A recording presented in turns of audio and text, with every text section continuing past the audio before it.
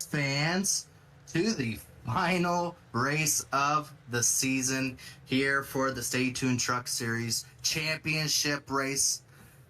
And boy, are we excited. Tonight at Richmond, we have five drivers going for a championship here after a long season. Joining me today, yeah. Joining me today is David Huckleberry, doing a wonderful shot here from Richmond from high in the sky. So we appreciate Dave all season long being up here in the booth with me as I pronounce drivers' names wrong, and we have a lot of fun though. We appreciate everyone tuning in tonight. We're excited to be able. It's almost like a bittersweet because although it's exciting that we get to see these drivers' hard accomplishments coming to fruition here at the end of the season. It's bittersweet because at the end of the season, it's also a long time before we get back onto the track again. So we hope everyone joins us tonight and has a wonderful time. These five drivers are the drivers that are going for a chance for a championship here. It took a long time to get here. These drivers had to win races, had to go about tying their way to get in, racing hard, beating and banging, anger, all the emotions you can imagine it took to get into tonight. And this is what we got to provide for everyone here today. I've got a few interviews with some of the drivers a little bit earlier on. We're going to play those so that way everyone can get a sense for these five drivers, what their thoughts coming into today, exactly what went into being able to go for a championship here at Richmond. And overall, no matter how it all plays out, these five drivers were able to do something that about 30 or 40 other individuals were not able to do, and that's get into the final five. So we're going to get it set up here. We still got about 15 minutes before qualifying is underway, and we're going to start going through some of these interviews that we had with some of our drivers here. We're going to start off with an interview I had with Jonathan Cutlip earlier on. He was able to get the win at Talladega to get himself in. He was not locked in going into the race, and that win is what accomplished his championship's hope at Richmond or at Talladega just a couple weeks ago. And this is what Jonathan had to tell us. I didn't want to over practice because then it starts to just get repetitive as far as just not learning anything new. So I ran about 4 to 5 25 lap runs, which isn't too crazy for a short track, but strategy for tonight, it's just starts in qualifying. Hopefully get a good qualifying lap in and can start up front and just see how it plays out from there. Overall, that was Jonathan's idea of what he had to do tonight. He got about 100 laps in. I kept a record with most of these interviews as far as how many laps they did and how many practice laps, because whenever I went for a championship in one of these elite races, the competition's tough, and a lot of drivers have different ideas of how they get it done. Jonathan, very accomplished early on in his career in the sim racing for his behalf, but overall for Pro Edge, doing a really good job out there, able to get it done. The only Pro Edge driver to be able to make it in, beat his teammate out, in fact, actually. So good job for Jonathan to even be able to, on his first season in his rookie season, to be able to come home with a championship opportunity here. So that was Jonathan there.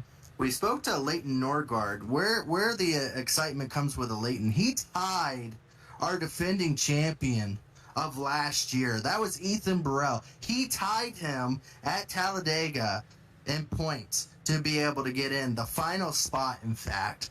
And that ended up eliminating and probably broke the heart of Ethan Burrell in his chase hopes to be able to go out there with Chad Frankfield, Tyler Fode, but able to get it done with that third place finish. I mean, sideways across the line, exciting stuff out of Leighton Norgard. And I spoke to Leighton, and this is what his and I conversation went was. Leighton, you were the show last week, barely making it in, tying with Ethan Burrell to be able to get the final spot for the final 5 here at Richmond. Are you going to be able to take that advantage of being able to have that power of knowing that when it comes down to it, you can be able to make it get things done and have a chance to be able to go after this championship? I'm going to do the best I can. I'm up against some of the best drivers in the league with Fody and Chad, Crump, and Jonathan. So it's going to be a challenge, to say the least, but I definitely see some ways I can do it. So we're going to have to see how things play out and if things go my way.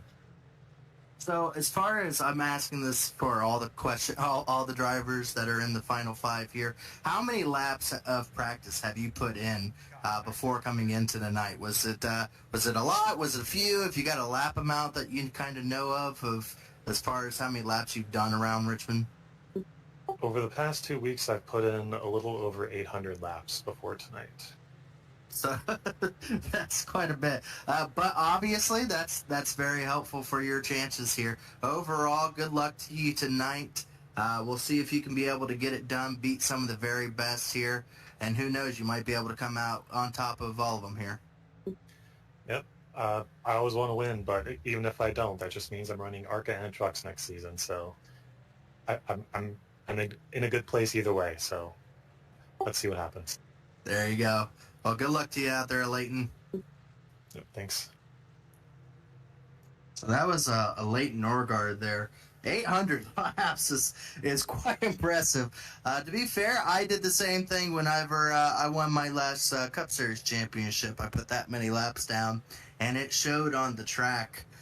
Just being able to have the full confidence out there. Leighton Norgard probably doesn't have the near amount of experience as maybe Chad Frankenfield or maybe Tyler Fody at being able to go for these championships, and he is making the best of it at all opportunities. But I mean, tying his way in, all the scenarios that could have kept him being out of this, he is wanting to make the most of it, and you've got to appreciate the ability to put it all on the line like that. So that was Leighton Norgard. And then I spoke to Scott Crump earlier on as well. And Scott had an interesting season. Didn't win until very late in the season, but had a lot of contact with a Chad Frankenfield and a Tyler Fody and those 3 drivers, even Ethan Burrell, who didn't make it in. But those drivers there had an interesting season with all the chaos that they created between them on the racetracks. But overall, Scott Crump able to get the win to lock himself in that final rounds, or in those final rounds there, and able to get it done to go for another championship. And why we point that out is Scott Crump. This is his 5th season he's trying to go for one of these championships. And at some points in the seasons, he's looked the most dominant. We've had some seasons where he was multi winner, where there was no one even close to him and missing out on a chance to go after a championship. So for Scott Crump to have another shot here, this is very important for his hopes. He has probably put the most amount of effort into these trucks for the last 5 seasons out of any of them, and I'm pretty sure this would mean a lot to him to be able to get it done. This is what Scott and I went over earlier on. Well, you were able to get into the final 5 once again in the Truck Series. Is this your year where you finally get that Truck Series championship that you've been going after for so long? Is this the one that you feel the most confident about? Yeah, I think I'm feeling most confident in tonight. My home track, I know this track really good. So, yeah, it's been a long battle going for this championship. So hopefully we can get it done this time.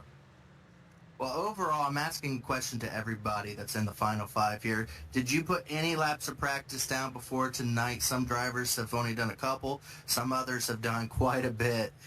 Where are you at on the lap counter so far? I did a little bit earlier today while I was waiting for the red flag during the race. Other than that, I hadn't done any practice. Yeah, I know this track really well, so I know what marks I need to hit and everything. So just fine-tuning it and making it turn the way I want. Well, as far as anyone in the fans that are going to be listening in tonight, what is it going to take to get this championship? Track positions can be pretty key. It seems like everybody's going to be pretty close on times.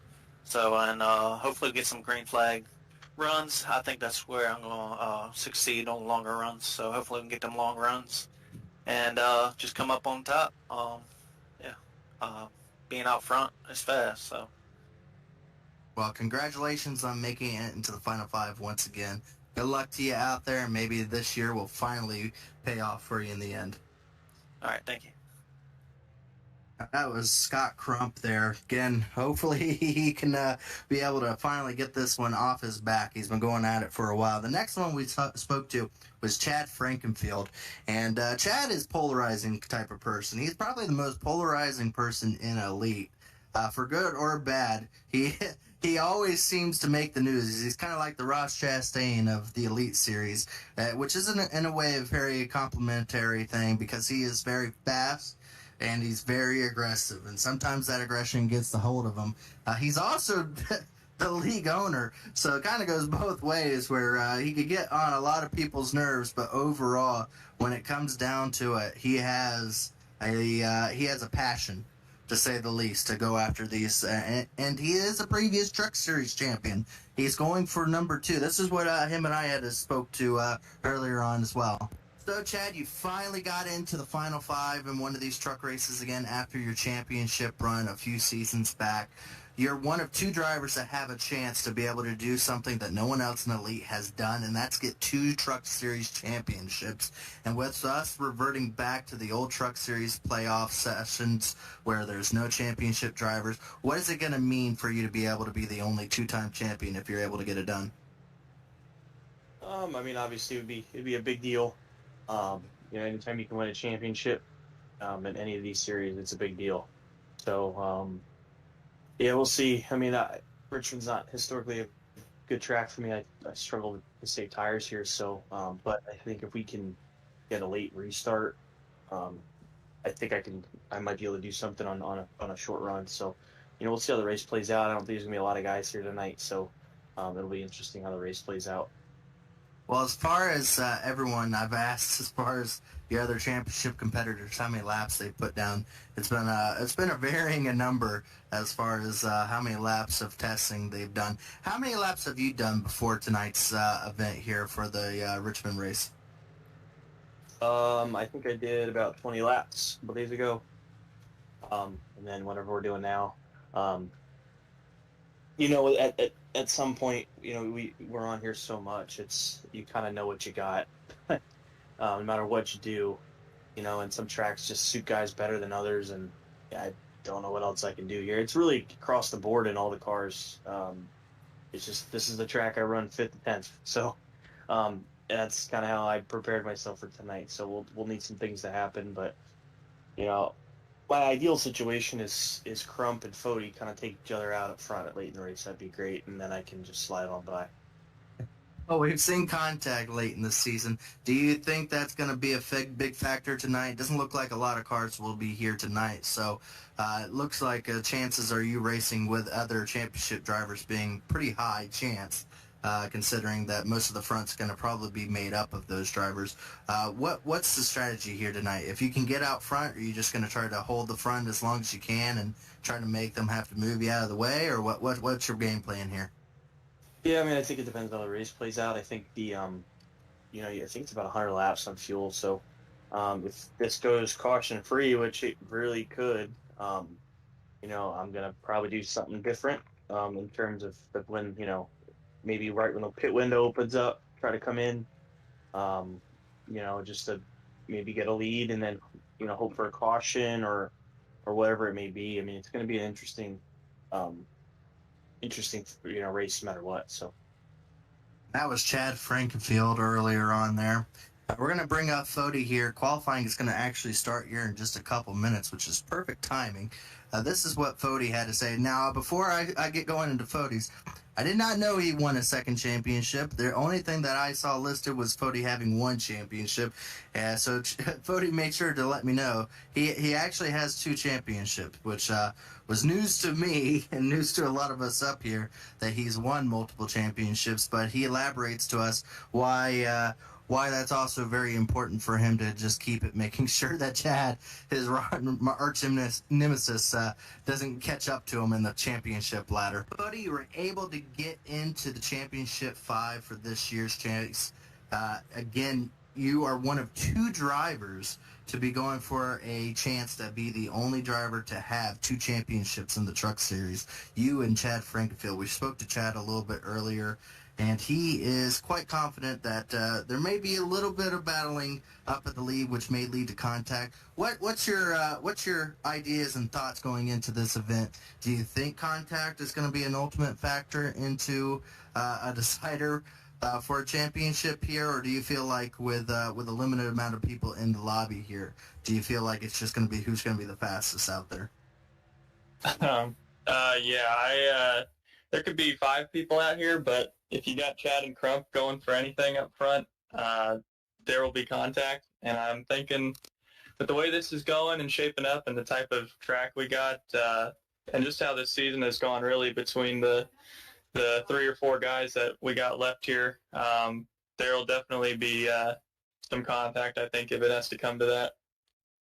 Well, overall, I'm asking every driver that's running for this championship, how many laps of practice have they put in? So it's been a varying of answers there, but how many laps of practice have you put in before coming into the night? Nothing crazy. Before the session itself right now, I think it was like 90 or 100 laps, just a few runs. And then obviously what we got going on now. But I have to say, just so it's on the record, this would be my 3rd that I'm trying to get, and I'm trying to make sure Chad doesn't get to 2, because I'd like to be the only one to have multiple titles, so we'll see. I'm cool with anyone else, but getting a 3rd tonight would be pretty awesome. Well, overall, you have a good shot at it tonight. Do you think that this is going to be a long-run track, or is this going to be something where we may have a late race caution kind of set up, or how have you been practicing tonight with how you're approaching tonight's event? Just a bit of both. I'm cool either way, whichever way it goes. But the race may, just with the lobby size, it may lean more towards a long run, but we'll see. It's a short track, so if we start having cautions, they might just pile on top of each other. So we'll find out. Well, good luck to you tonight out there, and maybe we'll see you a little later on whenever we're crowning a champion. Yeah, hopefully. All right, take care. Well, that's our championship 5. All 5 of them with varying different ideas of how they approach tonight's race. Joining me tonight, also Chris Wright, going to be helping me out because I got lightning in the area, and I want someone to be able to be here in case if I lose power, so that way no one here can miss out on this amazing opportunity from these 5 drivers. Chris, you got to listen to a lot of that there. Who out of all those, who sounded to you like they had the best strategy or maybe the most confidence coming in? You know, it's probably going to come down to a caution. I hear some talk about green flag runs, and I think for an elite short track race, this might be, a lot more green flag than we're used to. We were all surprised a couple weeks back at Bristol. We all ran really long green with a lot of cars, so I have no doubt tonight will probably be around 90-95% green. But we will likely have a caution late, and there will be some tire strategies. 2 tires can work here at a place like this. You're going to want 4, but if there's 5 to go, it's 2, it's 4, somebody might stay out. Like, we're going to see everything change probably in the last 15 laps with one caution, timed at the right spot. We'll see a bunch of different strategies, and we won't know who's on the right side of that strategy until the checkered flag flies. For a championship race to be a decider at a short track, that just leads to maybe some beating and banging, wouldn't you believe, Chris? Right at the end of this race for a possible chase or for a possible chance at a championship. Yeah, I mean it's very unique. It's going to be something something different here. You know, we're ending at a short track, so I guess that opens up the well. Maybe at some point it'll end at a road course. I don't think a lot of guys would like that, or end at a super speedway. No. I don't know how Chad would manage all that and how he picks these races. I know the Cup Series goes to Fontana, so I did not realize until I got here tonight that these guys were going to Richmond. So it'll be very very interesting to see what you're willing to do to win a championship if you're close enough. Well, if Dave gets too much farther out in a camera shot here, it'll start looking like Fontana. See something in that blimp view there. It kind of has the same shape as Fontana, but overall, a very good short track here that leads to, I would believe, a lot of green flag racing. Considering it's a short track, you'd be more inclined to think that there would be, a lot of caution laps. But with 19 drivers, this track out of any short track usually tends to lead to a lot of long green flag runs. Wouldn't you think? Yeah, I agree. I think we're going to see a lot of green flag runs tonight. I would not be surprised to see a green flag pit stop. And we're talking, we're kind of going to keep focused on the championship I mean, this is your show tonight, so you're going to keep focused on the championship guys. But there's a race to win too, and everybody out here wants to win. They're thinking, they're not thinking championship. Jeff Green, he's out here, he qualified well, he wants to win. We got guys out here who are out here strictly to win. We got guys out here to win the championship, and I mean, it could get really hot and bothered with somebody if two guys end up getting into each other, one trying to win the race and one trying to win a title. Well, I'm about to show you why I think it's going to be a combined victory of championship and race winner. Our top 4 drivers are, as qualifying has just wrapped up, our top 4 drivers are all out of the top 5 in points that are going for, or the final 5. So I think it's going to be the winner may end up being also the championship winner here. But with the qualifying has just wrapped up here. We're about to go through the field here for the final time in the Stay Tuned Truck Series. And boy, I am excited. I hope everyone else is, because we're about to get started here, folks, at a short track of all things for the final race of the season. Here is our lineup. Jonathan Cutlip will be leading us off for the final race for Pro Edge Racing. Scott Crump is going to be starting in second for the Stay Tuned Sports Truck Series. In third position, starting there, is a Leighton Norgard for Abbott Motorsports. And fourth, Tyler Fody in Lake Norman Motorsports. Those 4 drivers are going for a chance for a championship here. Jeff Green having a good qualifying run there, and fifth for Do Good Motorsports. Jess Story for Mountain Man Motorsports will be starting in 6th. Corey Abbott with Abbott Motorsports will be starting 7th tonight. Trey Holm will be starting in 8th for Pro Edge Racing. And our final contender for that championship, starting back in 9th position, having to make up a little bit of spots here early on, will be Chad Frankenfield for Little Eagle Racing. Justin Wadsworth, an independent driver, will be starting in the 10th position. Jesse Rasmus will be starting in the 11th position for tonight. In 12th position will be Mark Murphy for Racing Verse Black Magic. 13th driver starting spot will be Michael Hosek for Covered Bridge Racing. Andrew Hardcastle for Abbott Motorsports will be starting in 14th. Casey Hatch for Fueled Up Racing in 15th. Mark Rebellis in Covered Bridge Racing will be starting in 16th. Brent Jones for Crummy Electronic Racing. Joshua Freed, an independent, starting in 18th. And our last starter for tonight's event in 19th will be Jaden Rasmus. Well, folks, they are rolling down the pack straightaway. Not this time, but next time by, they will be going green flag here at Richmond, a half-mile track. And these drivers are excited to get things rolling. We will have 150 laps for this event, and I am excited to bring this up at the booth with Chris Wright and David Huckleberry here for the final race of the season. Well, I'm excited to be here, Gerald. Get asked to come up here and help crown a champion with you. It's going to be a lot of fun. We don't do too many broadcasts together because we kind of race there together a lot more than we broadcast together. So Should be a lot of fun tonight. And I'm going to tell you now, I think Scott Crump is going to be the guy tonight that wins the championship. And I'm going to take Jeff Green to win the race. Oh wow! So you're gonna go opposite of what I think is gonna happen. I think I'm going with a Leighton Norgard. 800 laps of practice, more than anybody by a lot. I think he's got the practice. I think he's got the speed here. But we're about to get going here. The pace truck is off the racetrack. We're about to go green. We're about to crown a champion. Where the racing gets good and the good gets racing. We're green flag at Richmond. And the 11 truck out to an early lead here. Is he going to be able to clear Scott Crump on the outside? Scott may duck behind him and does that. Our first 4 drivers are all straightened up. It looks like Fody's actually going to go to the inside for the 3rd position there underneath Leighton Norgard. Doesn't look like he's able to get it done, but he still has another shot here going to turn 1. Caution already. Yep, caution already out. Looks like it was the 14 of Casey Hatch. Didn't look like too many people got involved, but it looks like Casey Hatch may have gotten turned, or did he just get loose? We'll see here.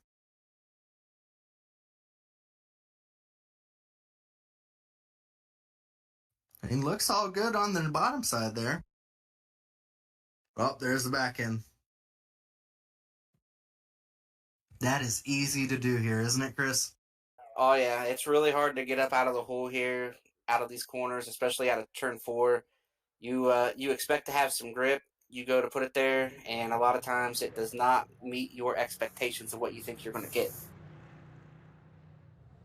Yeah, this racetrack is notorious for turn 4 with how wide you think it'd be easy coming out of that turn, but it gets so flat there that the back end just comes around on you very easily. So 14 around, but luckily for him, he is not damaged and will continue on. In 19-car field, he only went back a few positions, so not too far. Chad Frankenfield made up a couple spots there. Now finds himself in the 7th, so here very shortly, we may have all 5 of our playoff drivers in the top 5. Yeah, and one thing to point out, I believe I've done 1 truck race this season with you, and I believe it was Homestead, and a Leighton Norgard is who won that race. I believe that was his coming out. I don't think anybody really expected or knew what to expect out of him this season, and he went out there and won Homestead, and there was, I believe, something happened there with a couple championship guys that night, if I do recall correctly. Scott Crump and Tyler Fody, I believe, were the 2 cars to beat, and a little bit of contact, seas parted, and that 12 car won the race. I got to say, Leighton, when the time comes to it, he is very aggressive and able to get things done. I mean, you may have missed what happened at Talladega, but Ethan Burrell, who's not in the field, probably his heart completely broken from not making it into the final 5, got tied by a Leighton Norgard, tying him, came across the finish line. You had to beat Fody, and they came across the finish line completely sideways. Both Dave and I thought for sure there was no way he was going to be able to finish that thing. Stayed in front of Fody and got the 3rd position, which ended up getting him locked in, tied in points with Ethan Burrell. So I mean, to talk about, he already has nothing to lose. He already came out and proved that he can get it done. I mean, so for Leighton Norgard to be running 3rd there, I mean, he as we got a counter from all the drivers there, 800 laps of practice before coming in tonight. The only other driver that has somewhere in that amount of practice is a Jonathan Cutlip with like 125 laps, he said. Scott Crump did maybe about 25 laps. Fody didn't do more than maybe about 30 or 40, he said, and Chad Frankfield didn't really do any. So, I mean, as far as drivers that have put down the effort here, give a shout out to Leighton Norgard on that one. Yeah, and Chad's busy with other racing. I'll send out one more congratulations to Chad here too. He won the open wheel event there on Thursday night, so that was a lot of fun to be a part of that broadcast as well. He'd like to get it done here tonight as well. Pace truck is off. We're going back green once again, and the 11 truck with a really good jump there, able to clear himself back out to the lead. Fody right on the back bumper of Scott Crump. Scott jumps right in front of the 12 truck. This may help Fody be able to get that run down the back straightaway to clear Leighton Norgard. Just may. Here comes Chad Frankenfield. Inside, outside, here he comes. Looking underneath Jeff Green. Fody able to get it done for that third position. Now Jeff Green to the outside of Leighton Norgard. 3 wide. Going into turn 1. Oh, Chad thinks better of it and backs off there. Leighton Norgard still trying to battle Jeff Green. Jeff Green, your pick to win the race there, Chris, able to get into that 4th position. Yeah, I think Jeff's going to be able to find some of that 2000 Busch Series champ Jeff magic tonight and be able to get around this racetrack and not having to deal with the pressure of trying to race for a championship. I think it's going to help him be able to call a better race, a smoother race, and not think every pit call is, his season on the line. All right, here comes Chad Frankenfield trying to make up one more position there, able to get around to Leighton Norgard to find himself in that 5th position there. Again, these drivers, a lot of different ideas of how they had to approach to tonight. Chad feeling he is not a long-run type of driver, trying to get up there early. As you see the moves being made, he is not willing to save the tires right now. But you talk to a driver like Scott Crump or Tyler Fody, those drivers thought for sure this is going to be a long run at the beginning here, and that track position was going to be key. So you may see a driver like Scott Crump and Tyler Fody, and maybe even a Leighton Norgard, try to save their tires and try to wait on a time to push. Yeah, and that's one of the reasons I think Scott Crump, is going to win this title. I think when it comes to a short track, anywhere where you use a lot of brake, Scott's one of those guys, and it doesn't matter the car. He is always able to make the tires last. We saw it at Bristol in the Cup car. He was super good on old tires. He's just, anywhere you go that you have to use the brakes, Scott is really good about keeping his pace up all the way through a run. Right now, he's already starting to get closer and closer to the back of that 11 truck there, as it looks like both of those drivers are able to put a little bit of a distance on Fody, as the battle of the lead may be starting to shape up here. Yeah, and we've seen most of this field get single file. This is a place that it single files out for about 20-25 laps, and then once the tires get worn, you can start moving around and you start diamond in the corners. You can start moving up, especially in 3 and 4. You can move up the track and get a good straight shot off of 4 and maybe not get loose like we saw that 14 car do there on the first lap of the race. Now, this is classic Fody strategy. He does not care how far in front you start pulling away. He's just going to back off like he is. And I think Fody's really in saving tire mode right now. As you see Chad Frankenfield starting to take a peek on Jeff Green. He may make a move into here. No, he decides better of it. I'm wondering how long Chad Frankenfield's going to last. He's pushing really hard on the back of Jeff Green here. Yeah, and that's one thing, we talk about Scott keeping his pace up, and Fody is one who really saves the tires and works at it. Chad's one of those guys that for 20 laps, he's going to give you 110%, everything he's got. And you even heard him say that in his interview. He was hoping for maybe something to happen and it fall his way with a couple guys getting together or a short run at the end. He's raced long enough to know what his style and what he needs to have to win this thing. He knows he needs a short run at the end to be able to just go 120%. Now here comes a Leighton Norgard starting to make a move back on Chad Frankenfield, as Chad actually gets around Jeff Green on the outside. I think Jeff Green decided to let them go. He just ducked down and let both of those championship drivers go by. So it looks like, as you see a driver have a little bit of internet connection issue back there. I think that was 29 of Story. I think he disappeared right now. Yeah, he dropped out. So 29 of Just Story there is going to be out of the race here early on. Yeah, that's not ideal, to drop out of a race here for him. And then for the rest of the field, we only had 19 cars show up tonight, and that's one less right there that's gone, and he is out. So maybe he'll come back. Oh, here's a battle for the lead. Lap 18. Scott Crump looking to the inside of that 11 truck. Woo! Throws it in there. You see how much farther Scott Crump is able to go into the turn. And look at him just put those tires right on that yellow line. He says he feels most comfortable here than any other track, and that is dangerous for his competitors because it is looking very strong for that 90 truck early on here, as he, that time by, able to lead that lap and is still there side by side here. Yeah, and if you're Cutlip right here, you're probably fighting a losing battle, and caution is out. We have a spinner, Jesse Razimus, over in the middle of 1 and 2. Oh no, Jesse Rasmus spun out there. Did Cutlip hit the wall there coming out in turn 2? If not, it was very close. We're going to see a replay here of Rasmus. It was going into turn 1 that he had an issue. Oh, they started braking in front of him, and I think he jumped on the brakes trying not to run into the back of Corey Abbott there and spun himself around there. Another easy thing to do here, very difficult track. As we've said multiple times, this track right here is very technical for a short track.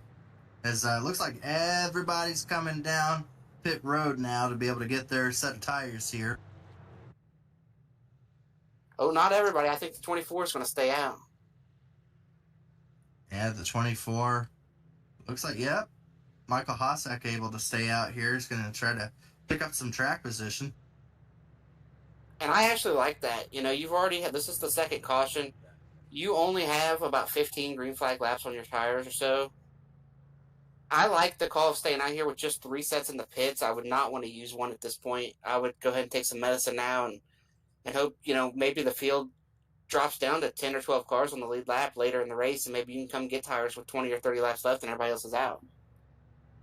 Yeah, but the only issue is that this, he's coming down pit road now. That's what I was about to say. He would be almost about 3/4 of a second slower. He would be so much slower. The track or the tire degradation here is extreme. You start losing a lot of speed here once those tires start heated up there, and yeah, I think he doesn't want to play a factor here in the decider of this championship, staying out and causing some issues. So I think he just wanted to go out and lead a lap here, I think. Well, he still did not get his tires. He's just fallen to the back. He's doing a respectful thing, falling to the back, but he did not put any tires on his car right there. Oh, very interesting. So he is going to go with the tire strategy. He's just deciding not to be a factor there, which is in a championship deciding race. That's admirable. And I like the call, Gerald. I like the call of doing what they don't because, you know, Michael knows he's probably not going to drive up there and win the race on speed. So the best thing you can do, you know, you're racing for 10th to 15th. Why not throw a dart at the wall, do what they don't, and try to give yourself another option later that they don't have. And if he can be on fresh tires at the end and nobody else is, and he can restart 10th or 12th, then we're talking about him having a shot to win the race. Oh, we'll see how things play out. So far, we didn't think there would be much cautions. We've already had 2 in the first 24 laps, and it's not really been wrecks. It's been spinouts here. So it looks like we'll be going green this time by. And our top 5 drivers are our top 5 drivers in points right now here, all going for this championship. So Jeff Green has a little ways to make up here for him to get that race win for you. Still a lot of laps left. A lot of things can happen. All 5 championship guys could still get wrecked out. Wouldn't that be something? Be on to the pit crew to get their cars repaired quicker. But green flag is out. Scott Crump having the best restart of the night so far. Gets out to a couple truck length lead there. Now it looks like Fode's going to be able to duck underneath the 11 truck. Good shot for Fode going into turn 1. Now it's going to be side by side going into turn 2. Right behind them, Chad Frankenfield is going to be right on the back bumper of both of those drivers, trying to see if he can take advantage one way or the other. Ooh. See Cutlip there deciding to jump right in front of Fode. Fode checked up, went up a little higher, and Chad Frankenfield now trying to put his nose underneath Fode there. Yeah, Chad's going to be aggressive again. He's got new tires. He's going to try to push here for it and see if he can't get some track position. Again, still a long ways to go for these drivers. Are they going to be able to save? I know a lot of people were talking about having a lot of tire wear there. Even for 20 laps, I heard a lot of drivers complain that the tire wear was pretty bad. So we'll see if that changes. I mean, they got a good sense now after that caution. They got reset. They got tires put back on. They're all even back out again. They know what each other has. You see Chad Frankenfield getting around Fode. They all know kind of the speed. Ooh, and Leighton Orgard taking a little contact on the wall there. So we're going to see. This sets up to where they all know where each other are at right now on track. Yeah, and I have talked to the crew chief there on the 40 machine, and they're really happy with their tire wear. it's still no real wear on the lefts and very minimal wear on the rights. They are pretty happy with the balance of that truck moving forward if we do get a long run. As you saw, he let Chad Frankenfield by. He is more concerned on just making sure those tires are staying with him. He has a sense now of where his tires are at. So Fody kind of settling in, just getting set up there. As you see, Chad Frankenfield really throwing it into these turns. I don't think tire wear is on Chad Frankfield's mind. When you say, Chris? Yeah, I think the first time he says anything or starts thinking anything about tire wear is when it starts giving up. But right now, he is right on the back bumper of the 11 truck now. So we have a three-way battle here shaping up for the lead once again on lap 31. Yeah, and it's just incredible that these 5 championship guys are running right here in the front 5. Jeff Green's kind of right there behind them. Then a little bit of a gap to the next group of cars. Here comes Chad Frankenfield for second position going into turn 1. He got the nose underneath him down the straightaway there, able to get underneath and clear. Jonathan Cutlip just lets him go by. Does not want to battle with Chad Frankenfield. I think he knows he may know the storyline between these two front drivers of Chad Frankenfield and Scott Crump. I think it's best maybe he might even back off just a little bit here. Yeah, but in a championship race, you don't think that their storyline from all season is going to play a factor, do you, Gerald? Yes. I think absolutely slow. I think one driver thinks, well, if I don't win it, I don't want him to win it, and I think that's kind of the outcome. I think sometimes it even comes down to I don't even care if I don't win it as long as he doesn't win it. So I think that's what Fody said about his thoughts for tonight was he just didn't want Chad Frankenfield to win. He didn't care if he came out and won it or not. I'm pretty sure he wants to win it, but as long as Chad Frankenfield doesn't get it is what his thoughts on the matter. So we'll see how Scott Crump feels about that as here comes Chad Frankenfield right on the back bumper of Scott Crump for the lead. Yeah, but here's the thing. You don't want to get into the guy right now unless you're going to make sure and end his night because there's still a lot of laps left to get that back tonight. And if you wreck somebody in a championship race going for a title, then they're going to make sure that you don't win it either. So I think it'll stay clean right now until maybe inside of 20-30 to go. Yeah, but I do think with Chad Frankenfield right on the back of Scott Crump is probably turning it up just a little bit, maybe going faster than he would normally, but if someone else was behind him, just making sure Chad Frankenfield doesn't get out front, because the last thing you want to have happen is a guy that burns up his tires now getting out front and has only one thought in mind, which is to keep you behind for the rest of the race, because that could end up with some more tragedies. So I think Scott Crump would prefer just to stay in front of Chad until Chad ruins his tires. But boy, man, he was right on the back bumper of Scott Crump going into turn 3. Oh, he's looking inside and outside. Chad Frankenfield, I don't think is taking your advice here, Chris. I think if it takes a bump, he's willing to do it. Yeah, I wouldn't do it this early, but we've seen Chad. Chad kind of works on Chad time here. And if he thinks now's the time to maybe muscle him around a little bit, well, it'll just make this race way more exciting for us as it plays out if there's contact at all between these two at this point in the race. It's already pretty exciting as it is. Scott Crump definitely has turned it up just a little bit. I think, I think he's more concerned about Chad Frankenfield. We'll see. As, you got Fody and Jonathan Cutlip. I mean, look at the gap that they put on Jonathan Cutlip just by them pushing that hard to stay up in the front here. Yeah, and I already see Chad moving up off the bottom and pushing out to the wall more off of 4. That tells me at this point in the run, he's already starting to feel some effects of how hard he's pushed those tires. So we will see how long he can keep. I think he's got about 5 more laps of good on those tires, and then I think he's going to be out to lunch. I think 5 more laps. You're already seeing a little bit of a gap there. He's going to have a couple more shots at it, I think. But if he doesn't get it, I think in 5 laps we're going to start seeing a drop-off. Now the question is, did he force Scott to use up more tire than he wanted to? And will the 40, the 11, the 12, are these guys going to be able to run back down to both of them? Or just Chad? We'll see. Again, Scott Crump probably has the most confidence, I would say, with the track than anybody, just for the mere fact that he he came into not liking this track so much. He had a lot of confidence just because of the track itself. So we'll see. He would know more than us as far as if he's used up those tires, or if he still has some in the bank for later on. I'm gonna tell you what, Chad is really driving down into turn one really, really hard.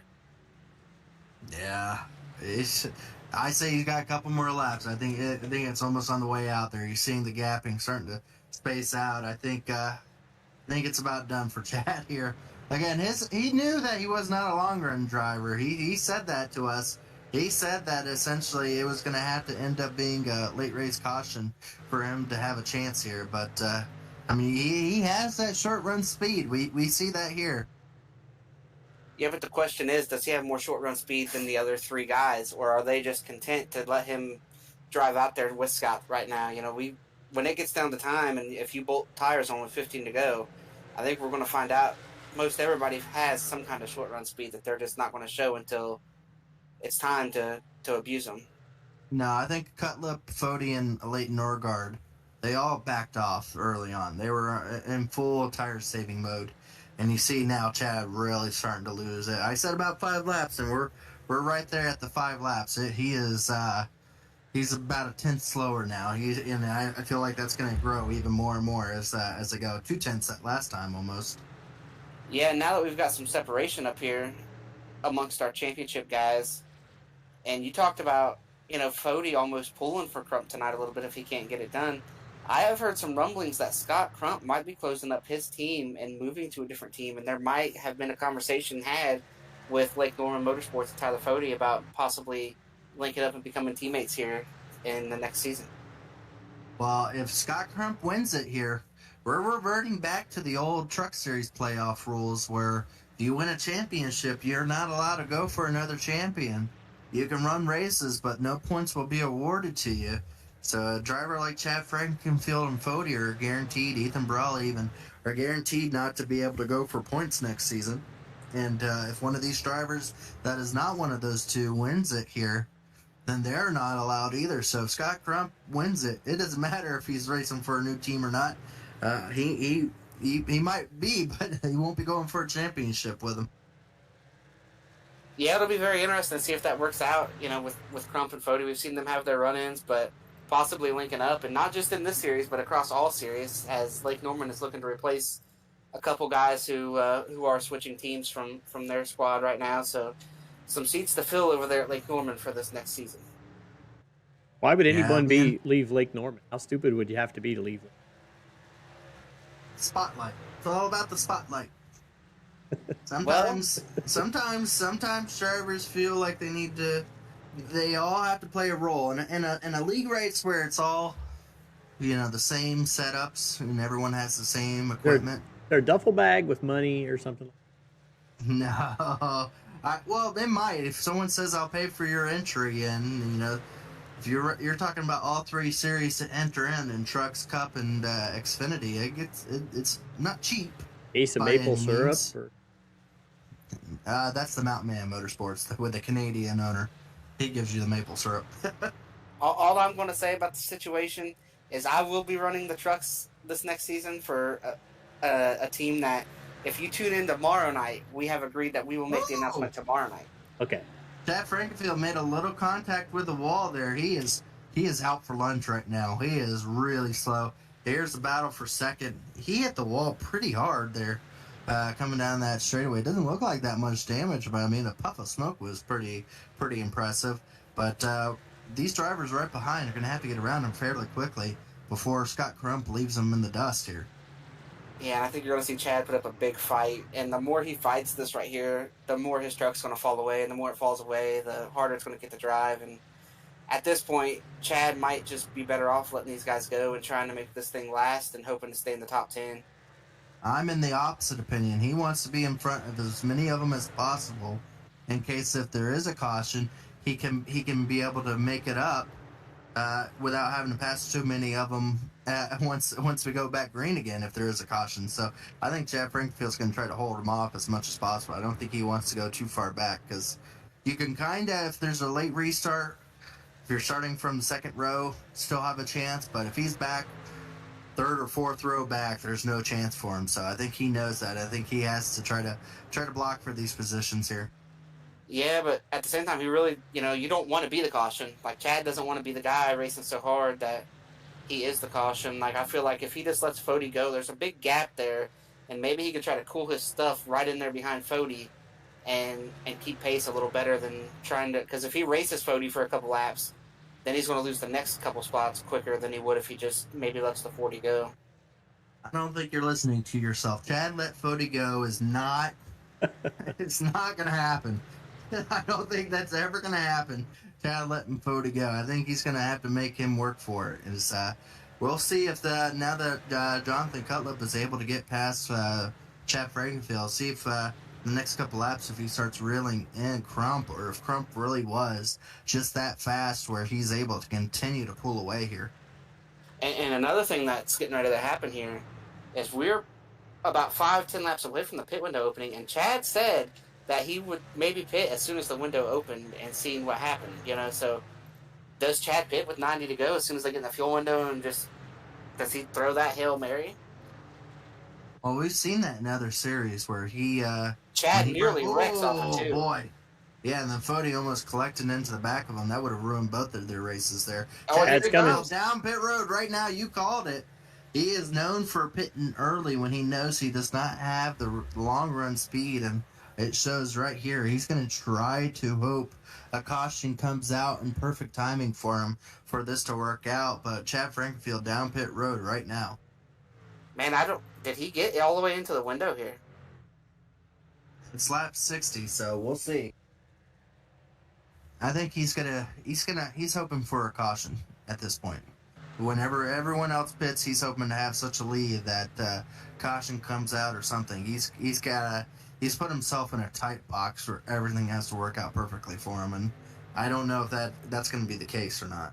Yeah, I do not like the call. I said it because he said it, in the pre-race, but I do not like this call, especially this soon where based on what I am looking at here from the 40 box, we still are about 3 to 5 outside of a fuel window to make it to the checkered flag.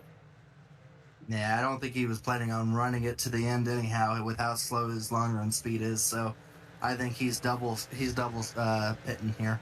So he'll probably pit if he doesn't get... He's probably going to go as long as he can to wait on a caution, but if I had to guess, he's going to probably pit somewhere right after 100 if we continue going green here. But Jonathan Cutlip, they are going through some lap traffic, so it's not to say that these drivers won't get another caution if something happens here. But let's see what the timing has shown with, say, like a Jonathan Cutlip to our leader, the gapping. I think it's been roughly the same, but I think it's been back and forth. Yeah, it's been back and forth between the two drivers. Crump was faster that time by after it looked like Cutlip got into some of that lap traffic, but roughly running about the same amount of times here. Yeah, and one thing I see are the lap trucks are being very courteous to these leaders. They realize what's going on here, and that's a good thing. Hopefully that keeps going through the week here and all 3 of our championship races that we have coming up this week. Well, we'll see here. Fody is right now running the fastest times, other than Chad Frankenfield with fresh tires out there. But right now, it looks like Fody looks to be the quickest right now. Leighton Norgard's starting to put a little bit of, unfortunate for him, a little bit of gapping between him and the driver in front of him as he's losing touch to the back of Fody here. He's actually getting hounded right now by Jeff Green. A little bit of a stack-up of some drivers right behind Leighton Norgard, all looking to try to see if they can get around him. Yeah, there's about 3 or 4 guys right in there behind him, and I think Jeff is being pretty courteous. He's not really diving in there. He's kind of got that 2-truck length, and he's keeping it steady, or the 12 has picked up a little bit of pace. Because it looks like Jeff might be struggling, too. Jeff might be getting ready to get past. Oh, contact right there. Oh, contact. Jeff Green Trey around. Holmes. It looks like Trey Holmes into the wall hard. Oh, and we've got somebody else collected. Did 19. Chad Frankenfield get a piece of that? No, that was a 19 there of... no, I don't think Chad was involved in that. Justin but the Wadsworth, 19 of maybe? Justin Wadsworth absolutely slammed into Trey Holmes. Absolutely slammed. That is the worst case to happen to Chad Frankenfield too, because he is a lap down right now. I think Jeff Green may have tapped the wall and then like pulled away from the wall just a little bit, and Trey Holmes clipped him, and then Trey Holmes trying to avoid him. You see here, I don't know what happened there. Yeah, Jeff Green got so lucky. Look at that. Look, Jeff Green so lucky he didn't hit that inside wall like Trey Holmes. Trey Holmes absolutely just destroyed after hitting that inside wall. Yeah, it looks like Jeff got loose in a straight line there and collected with Trey.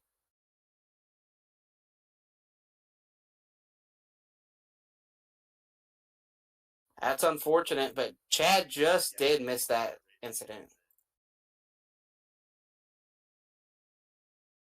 Oh, man, yeah. Chad was able to go low, but Justin Wadsworth got. Go back and see. Was there contact between Chad Frankenfield and the 19 truck there? Yeah, I don't think so. I see that nose damage on Chad, too. I'm not sure where he picked it up.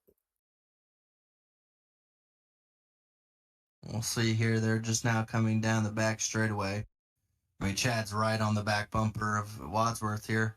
Actually gets underneath of him. Might have just had Wadsworth in a bad position. Wadsworth locked it up trying to avoid, and yeah, no. Jack got lucky there. Jack got lucky. Unlucky and lucky there in all one state there, but yeah, unfortunate. Jeff Green's going to be able to continue going around. Wadsworth probably will too. I don't think Trey Holmes will. I think he's going to be done for the night there.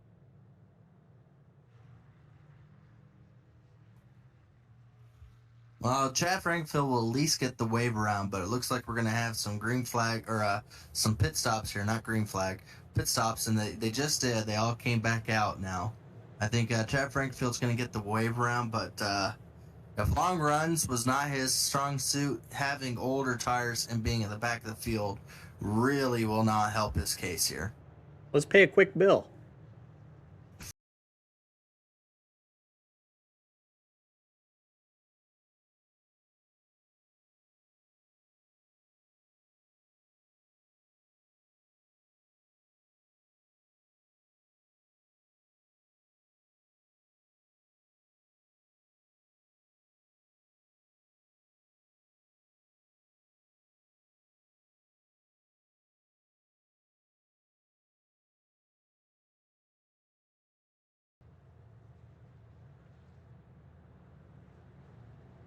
Alrighty, folks, we are 70 laps in. We are coming up on the halfway point here of this race. So far, it's been Scott Crump out front leading this thing once he took the lead over Jonathan Cutlip. Looks like Scott Crump definitely looks like one of the strongest drivers out there right now, but this definitely has played into Fody being able to get up there. It looks like he made a position up on the pit stops, so Fody's going to be able to start second. This is the closest Fody's been up to the lead here, so we'll see how Fody does. If he's able to stay on the back of Scott. Scott took the top here. That tells me they've cut a deal. Yeah, it could be that they just cut a deal, so that way Fody doesn't lose a spot. We'll see if 12 of Leighton Norgard is able to capitalize this opportunity starting on the restarting row here. As green flag is out, Scott Crump able to get out to a couple truck length lead over Fody, ducks down. So now it's our first two drivers out front leading this. And still side by side for the third place, Leighton Norgard and Jonathan Cutlip. Looks like a Leighton Norgard trying to round that outside lane and get in front of Jonathan Cutlip. Yeah, and Jeff Green was able to stay up here in the top 7, even though he was in that last wreck, so he lost minimal track position. Yeah, he's got a little bit of spoiler damage, but on a short track, that's not the worst case scenario. So he will still have a shot at being able to go for that victory that you called out for him, as we are still side by side for that third position. But here comes Fody. Fody now taking a look at the inside of Scott Crump, trying to lead his first laps of the day. Side by side, going into turns 1 and 2, as here they come onto the outside, or on the back straightaway, as it's still undecided between these two drivers. Leighton Norgard behind him is able to clear himself. As it looks like Scott Crump doing a really good job of wrapping around that high side, almost able to clear himself, and does do so going into turn 1. A little looky poo on Tyler Fody there to see if he could maybe catch Scott Crump sleeping there. Yeah, it was a clean side-by-side battle, though. Scott gave him plenty of room. Fody held his line pretty good. And like I said, I think they cut a deal there on that last restart. I don't know for sure, but they had all the makings of a couple guys cutting a deal there to me. How many times do you cut a deal? At what point do the deals stop getting cut in this race? What if there's a caution? What lap do you feel like it's you're done with that? Well, that depends on some knowledge that I don't have, and the biggest piece of that is, have they reached an agreement? Are they going to be teammates next season? Because if so, I'll cut deals with you until the checker flag falls, because I know you're not going to abuse me. But if you're not going to be my teammate, he's looking. Oh man, I thought that Scott Crump came down. I was about to say contact there. That must have been inches. Fody looked, and Scott Crump came down and just absolutely took that lane away from him. I don't know if Scott Crump thought he was going to make that move, but man, Fody probably had that brake pedal all the way down there. That was really close going into turn 3 there.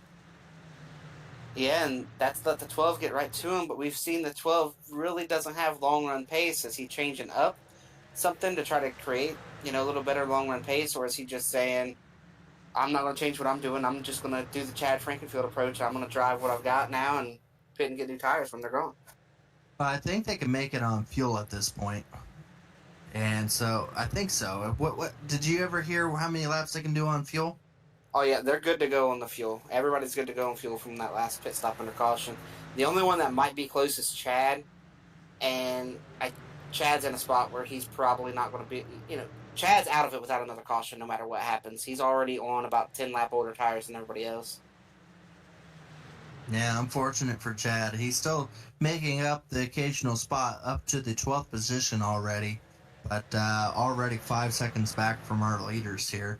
As the battling is getting really good up here. The only driver out of the 3 out of the 4 that are still competing up the front here, the only one that's really backed off and conserving, it looks like Cutler. But we said the same thing earlier on about Scott Crump, that it looked like he was pushing it, and he never did drop off. So we'll see. Is Scott Crump pushing it right now, or is he still in saving mode?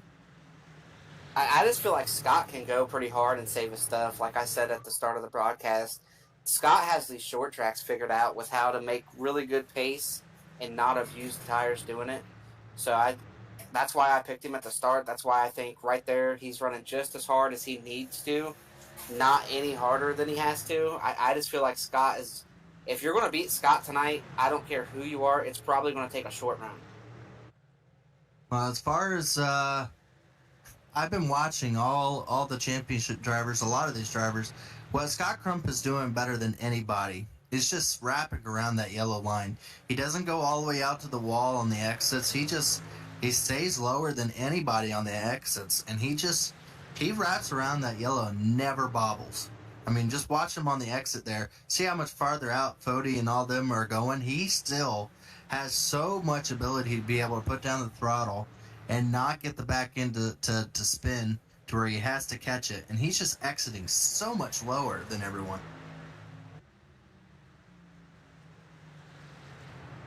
Scott might be one of the more underrated short track drivers in the whole Elite Series League, because he's so good in every car, not just the truck. If you watch a short track race in the Cup car and the Xfinity car, he is so good at places where you use a lot of brake that it's just incredible. The only reason he doesn't win more races is some strategy calls, and I've seen Scott call it out on Twitter after a race.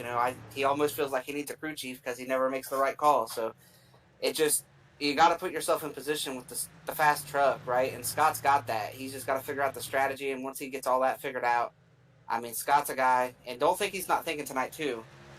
That series sponsor is on his truck, so don't think he doesn't know that and want to win and win the championship tonight with the series sponsor as well. Oh, right now it's Ford, Chevy, Toyota out front here. And Scott Crump leading the majority of these laps early on here, already coming up on lap 90. We'll have here 60 laps to go. in the long run setup, as long as there's not another caution, which is not out of the question at a short track. We've seen quite a few, and we still have 15 drivers on the lead lap, so chance of caution is still within the realm. But as far as long run setup is being shown here, it's showing that this may end up being a long run deciding factor in who wins this championship. Well, I have a question for you, Gerald. There's only one set of fresh tires left laid in the pits for everybody. If a caution comes out now, do you dare put them on? Depends. Scott Crump, Fody. Right now, I would say in 10 laps from now, once it gets to a round lap with only 50 laps to go, I think you do. But if you're a driver like maybe a Leighton Norgard, where you feel like maybe your chance of winning this is going to be hard to grasp, I think you wait. Maybe a Jonathan Cutlip, if he feels like maybe he can't get it on the long run, maybe he waits. The last thing you want to have happen is you don't put that set of tires on and it goes green flag all the way to the end, and you never get to use it, because you'll feel really, really dumb. I would rather have the ability to try to block a late run than to never have that shot at that championship. Yeah, it's one of those things that if you do it, you might be messed up, and if you don't, you might, if a caution comes out right now and you don't put them on, and there's not another caution, you'll be kicking yourself. But if you do put them on, and then you get a caution with 25 to go, you're thinking, oh no, it's already a small field. There's only 15 cars on the lead lap. These tires are definitely going to get to us at this point. We'll see how this all sets up. Again, a small field also plays into the fact that chances of another caution are slim. So we'll have to see. If there is another caution, that may play out. What we're seeing right now is Scott Crump starting to really put a distance between him and Fody. Leighton Norgard's done a lot better job this time of staying with Fody, though. And here comes Cutlip. I think he has saved his tires. But even with Cutlip saving his tires, I feel like he's only saved it to have the same speed as Scott Crump. He hasn't had the advantage on Scott Crump. And Scott Crump has just been able to run that same speed lap after lap after lap. Yeah, and I know we were talking about the championship guys, but I want to give a shout out to the guy who just joined the top 5 there, Jesse Rasmus. He was the second caution of the race, and he has found his way back up to the top 5 here and shown that he's got some great speed in that truck. So we'll see what he has maybe for some of these championship guys later in the race. Well, we found out that's not actually his last name. What is it again, Dave? Racimus. Yes, we've been saying Rasmus this whole season in every single series, but I'm going to continue Rasmus until the end of the season. That's his fault for not coming back to me until just now. So it's Rasmus for this season. Next season, we'll see what I decide then. Rasmus sounds way cooler. I mean... Yeah, I agree. But here comes a battle for third place. Cutlip trying to look to the inside of Leighton Norgard here. Leighton able to kind of cut him off a little bit, and that's going to put more distance between him and Scott Crump if this goes green for a long run. So as much as he went back there and saved, if it takes him too long to get around these drivers, or if he uses too much of his tires to have to do so, there goes all his advantage he just saved. And Norgard falling off here, I'm not too surprised after seeing what happened the first longer run. He was probably falling off not quite as hard as Chad Frankenfield was, but he was the other of the championship guys that started falling backwards. So not surprised to see him lose a little bit here on the longer run. Yeah, but him and Fody look to have lost a little bit. They tried keeping up with Scott Crump, and that did not help them. As you see now, the 11 finally being able to really get a good run on the inside there of that 12 truck. He may be able to get him here in turns 1 and 2 here, as it looks like the 70 truck might even try to see if he can follow through. Putting up a good battle though. Norgard here. Leighton Norgard almost slammed that wall. You can see how hard he's pushing it. It seems like he's getting a pretty good run off of 2, not quite able to get quite as good of a run off of 4 to battle with Cutlip. Yeah, it looks like Cutlip is able to clear him now. Coming out of turns 2. No, not so much. Yep, there he goes. Just able to clear. And now puts himself into that third position. Here comes the 70 truck, trying to take a look underneath Norgard there for that 4th position. We'll see if right now Jonathan Cutler finds himself about 2 seconds back. We'll keep an eye on that and see if that gapping starts to come down a little bit here. But we're already within the 50 lap range of this race coming to an end. Chad Frankenfield just now finally entered into the top 10, but he finds himself 10 seconds back from the lead. So in desperate need of a caution playing out into his benefit. If I'm him, he probably wants to wait just a little bit. He wants, because, again, he has 20 lap speed, but after that, he really has a drop off pretty hard. So, Chad Frankenfield, he's got a little front end damage there. He's going to want a late race caution. Yeah, and my pick to win is just loaded up and headed back home.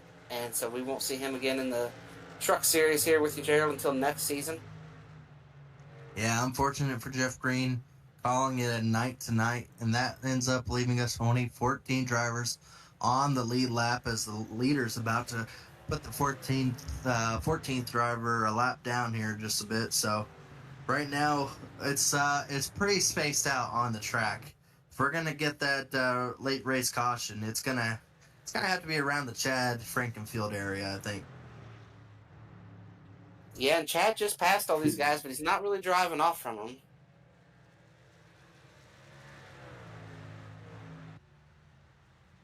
Well, he's on a little bit older tires, too, so this is, I don't know, maybe these guys are struggling. Everybody back here is struggling a little bit right now. And once again, like I said, Chad is right on. I think that caution probably made it where Chad's good to go. And he's kind of got to just ride it out because I don't think anybody else is going to pit here. Like you said, everybody else is well in the window. So I think he's kind of got to ride it out and just hope for a yellow.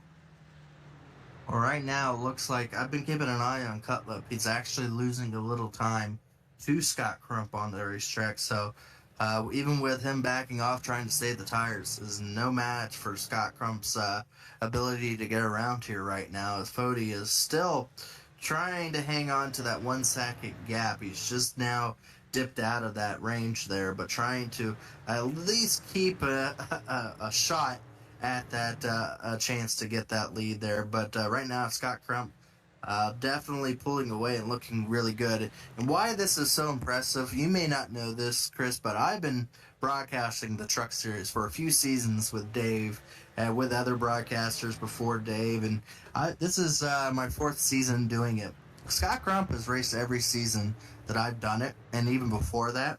And I have watched Scott Crump in every single season go from disappointing end of a championship in every imaginable way. I had one season where he had won about 5 races, almost half the races in the season, and ended up not making it into the final 5 because of a technical issue that kept him from not racing one of the races and disqualified him from the event. And I've seen other events where he has he's done similarly as good and just either a wreck in the final event or an issue in this or an issue in that that's kept him out of it. And it's never been a lack of speed out of Scott Crump. It's been one issue after another. It almost seemed like a Denny Hamlin type situation where he could just never figure out how to get the championship. And right now, this is by far the best I've seen him for one of these races, and by far the best chances of being able to get this championship locked up for Scott Crump. Yeah, and Scott's one of those guys who, runs a lot of different races. Him and Fody and Chad are 3 of the guys who run in a lead about 3 or 4 times a week. So they race each other a lot. Chad's back here. We just about had the caution there with the 19 went to go into Chad. I don't know if Chad knew he was going to be there. 19 came off pit road here with fresh tires, I believe, and we'll see him build back up towards the 15 again. Chad might not have seen him coming, might not have realized he was on fresh tires. The one truck there we just saw in that frame, he hit the wall, it looks like last lap. I just saw that. I missed that part, but yeah, it's definitely getting racy back there right outside the top 10. But, I mean, if a caution does come, that's going to be where everyone's going to come down. I don't think anybody's going to risk staying out. Yeah, at this point, I think you got to come if there's a caution. Right now, as we go through the running order, Scott Crump is leading this event right now. He has almost a second and a half lead over the field.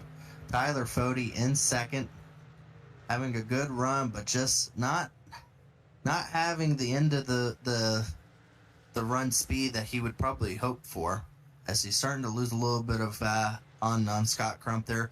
Driver that's just been keeping up, the only one that's really been at the same speed as Scott Crump, but still finds himself 2 seconds back, is Jonathan Cutlip. But overall, still really impressive rookie season for him. Jesse Rasmus, the only driver in the top 5 that's not one of our final 5, having a really good run in 4th position. Leighton Norgard hoping that something plays out to his benefit as he finds himself 5 seconds back. Corey Abbott, to a testament of how his season has gone, this is the norm for Corey Abbott. Right around the 6th marker, the 6th place running order, that has been where he's been at all season long. And this is just another testament to how he's able to just be able to knock these top 10s out of the park for that Corey Abbott Motorsports team there. Michael Hossack, we saw him stay out there in one of the runs. Now has worked his way back from the back of the field up to the 7th position, having a good run. Mark Murphy also having a really good top 10 run in the 8th position. Brent Jones, right in front of Chad Frankenfield. Doesn't do too many of the Truck Series races, but having a good top 10 run for him, I think he'd be pretty happy with a 9th place finish. Chad Frankenfield got into the top 10, and that's kind of where he stayed. He is catching a little bit on Brent Jones, but after burning through his tires, he's done a lot better job, even with older tires, to still stay on the lead lap and gain those positions. And that's our top 10 right now. And we only have 13 drivers on the lead lap, about to go down to only 12. But you see here, in the last couple laps, Scott Crump has been putting almost a 10th or more on Fody. And Fody is quickly dropping back to the clutches of that Levin truck. Yeah, I believe, like you said, we're about to have a battle for that 2nd place spot here. We're also, if it stays green for too much longer, Scott is going to get into that 10th place battle. He's only about, I don't know, the length of the backstretch away from catching Chad and Jaden and Joshua there. He's about 7 seconds back from them, so he's still got a ways to go. And with about a 2-second lead, he just needs to make sure he doesn't get involved in anything. But, yeah, right now he's going to probably gain a little bit more time on that 2nd place once Fody and Cutlip start battling out here. Cutlip is only a couple truck lengths back now from Fody. As here we come to 30 laps to go in this event. And it is all starting to shape up. The storylines have come together. And this is what's played out. Scott Crump leading this event right now with 30 laps to go. Has led well over 100 laps of this event so far. Yeah, this has been the Scott Crump Invitational so far tonight. And here we go, the battle for seconds on. Yeah, looks like Cutlip onto the inside of Fody. I don't think Fody's going to battle him too hard, and does not. Fody gave that spot up to Cutlip to allow Cutlip to have a chance to go out there and battle for the lead. Didn't lose too much time, actually. I thought Cutlip would lose a little bit more time than that, but now he finds himself still in that 2-second gap. He's not been farther back from that or closer than that. He's been right there at that 2 marker. So he still finds himself 2 seconds back from our lead here of Scott Crump. Yeah, and if he's going to catch him, he's going to have to start eating into that lead now. He can't. You're not going to make up a 2-second gap in a short amount of time, so you got to start gaining a little bit at a time. He is gaining. That last lap, he gained almost a 10th. He's about to gain another 10th here, so he is gaining a 10th a lap. If he does do that all the way to the end, he will catch him, but that's a tall order to ask. I mean, I don't know if he's pushing right now. We've got 25 laps to go. He's got to gain at least a 10th a lap to have a shot at this. Yeah, and then, if he's gaining now, he's not. Hopefully he's not abusing his tires, because you'd like to have something to be able to make the pass with when you get to him. Again, you have to question, is Scott Crump even trying? He's so far out front. Is he just kind of trying to managing that gap? because now all of a sudden, I think he may have saw Cutlip was starting to catch up a little bit, and I think you'll see it this lap by. It's going to go back into the red a little bit, and Scott Crump laying down another fast lap. Yeah, picked it up about a half a tenth there, and put Cutlip a little farther back. I think Scott Crump is he's just playing with the lead at this point. And Scott can see those lap cars too out in front of him. Maybe he's trying to time it where he won't catch that group of cars. He may catch a couple of them. I don't know if he's going to catch all of them. I mean, it's going to be close. It's going to be right there when he catches those. We'll see. You think in a championship race that the lap cars are probably going to just let him by, but one of those lap cars is a championship contender that doesn't want to go a lap down, aka Chad Frankenfield, which may not be the easiest pass in the world. So he may not be worried about a few of those drivers, but I'm pretty sure he does not want to try to have to figure out a way around Chad Frankenfield late in this event. There's no way. If you're Scott Crump, you don't get your truck anywhere near. You're gonna have to if you got Cutlip still. You do everything you can to avoid that. That's probably the reason why he's not really pushing it right now. He's still losing just a little bit of time, but not a lot to Cutlip. Cutlip is going to have to gain a lot more than that to have to track him down.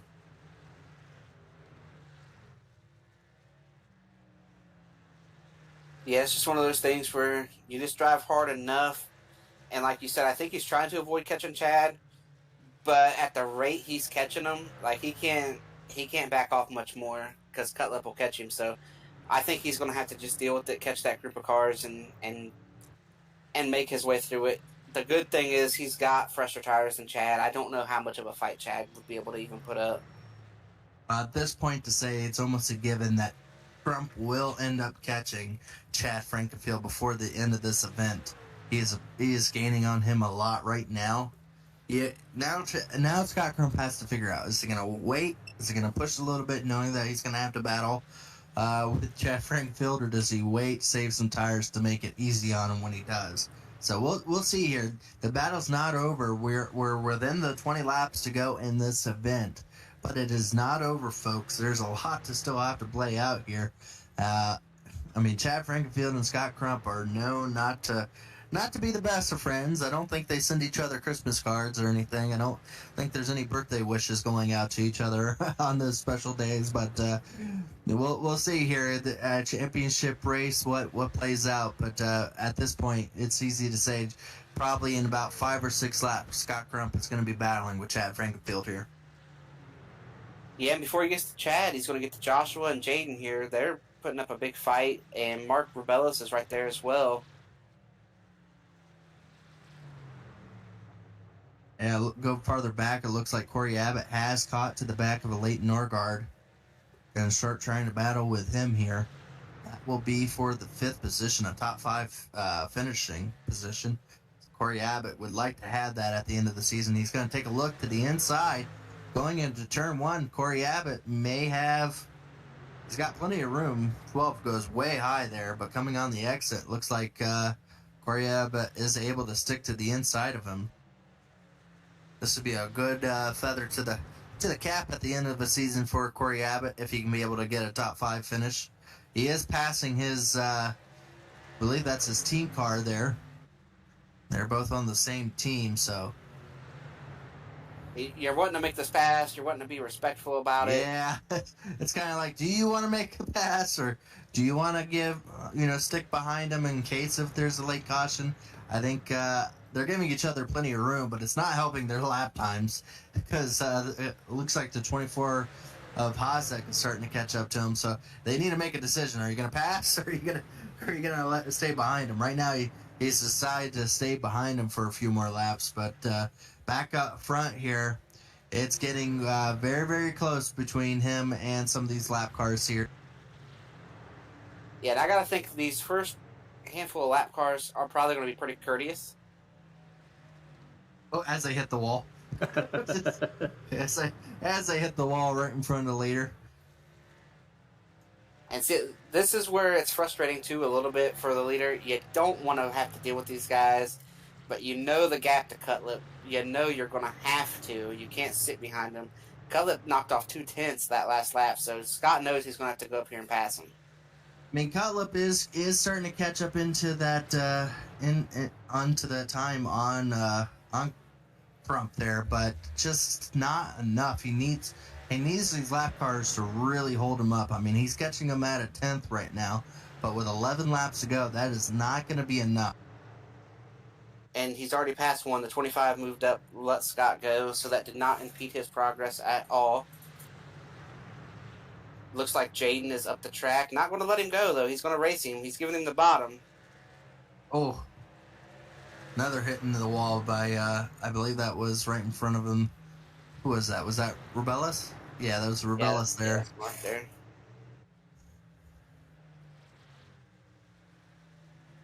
Yeah, that time around, Cutlip gained about 0.2 of a second on him.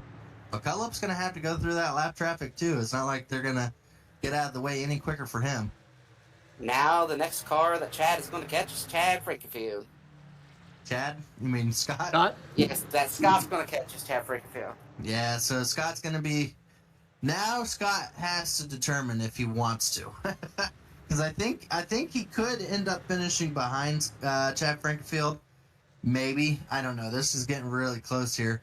Cutlip is making his decision harder and harder the more he catches up to him. He is now only about a second and a 10th back and starting to gain on him quite a bit. So, I mean, you'd like to do what Dave said and kind of just stay behind, but I don't think he's gonna be able to. I think he's gonna have to battle Chad Frankenfield here. Yeah, I think he's going to have to go get him too. His Cutlip is now there's just one lap car between them. One lap car, and it's down to 1.2 seconds. So he's more than likely going to have to go up there and pass Chad. Dun dun dun. Yeah, what must be going over the thoughts of Scott Crump right now? Of everything, he's like, man, I've been out front this entire event, didn't have to deal with anything, and this is what I got to deal with at the end of it. We'll see. Chad Frankenfield may be courteous here and just let him by, but also if Chad Frankenfield lets him by, there's absolutely no chance if a caution comes out, Chad Frankenfield can even be able to do anything with that lucky break. So Chad Frankenfield would like to stay in front of Scott Crump. It's just depending on how long will Scott Crump put up with staying behind him, because he only has about a second lead right now. Ooh. Oh, there it is. He blocked him. A little bit of a block there. But here comes Scott Crump. I think Scott Crump might just be able to really put it to him, clear him here. Oh, no, Chad Frankenfield threw it in there. He's staying to his outside. He holds him up quite a bit there. With 4 laps left to go in this, I mean, Chad Frankenfield is really holding him tight. Coming out of turn. Yeah, Scott's not going to like this at all. No contact. No. As long as there's no contact, I can... Yeah, but look at that gap. Look at that gap coming down. Here comes the 11 truck.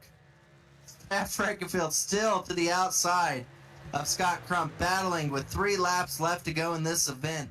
It is now down to 0.7 of a second. Still to the outside. I think he's got him cleared. I think he might have cleared him. He has. Is Chad Frankenfield going to try to battle back here, or is he going to get out of the way here? As here they come with 2 laps to go. Well, to talk about being able to get it done, Scott Crump just needs to come back around one more time to get the white flag. And I think he might have it here. That's like Cutlip. Yeah, he let Cutlip go pretty easy.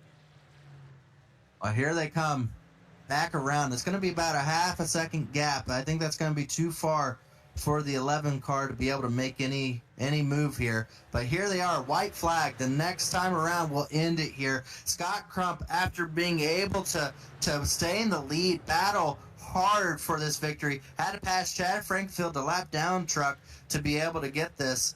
He is able to beat his competitors. He's able to get it done after so many seasons of trying it here. And coming around turn 4, Scott Crump in the Stay Tuned Trucks Sports Series truck, able to get it done for his series sponsor and for his team, and able to get the championship. Scott Crump finally is able to knock this one off as he is able to get it done here at Richmond at his home track. So That is one happy driver. As you see some congratulatory bumps there. I don't think Scott maybe cared too much of Chad's thank you.